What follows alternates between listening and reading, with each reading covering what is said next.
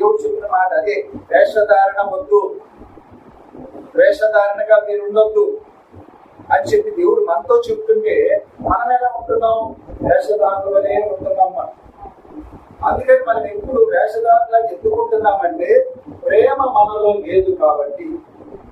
అదే ప్రేమ మనలో ఉంటే మనం ఎక్కడికక్కడే తగ్గించుకుంటాం, పెద్దవాళ్ళ ముందు తగ్గించుకుంటాం, లోకంలో తగ్గించుకుంటాం, పెద్దవాళ్ళ ముందు తగ్గించుకుంటాం, చిన్నవాళ్ళ ముందు తగ్గించుకుంటాం.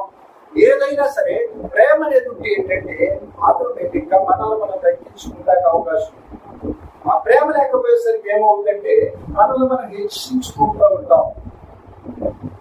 ఏమండి, భక్తి జీవితంలో కావచ్చు, లోక సంబంధమైన విషయాల్లో కావచ్చు, ఏదైనా సరే మనం ఆలోచన చేసేది ఏంటంటే మనల్ని మనం తగ్గించుకోమని యేసయ్య చెప్పాడు. కాబట్టి మనం ఎప్పుడైతే మనల్ని మనం తగ్గించుకుంటామో ఆటోమేటిక్ గా దేవుని సన్నిధిలో దేవుని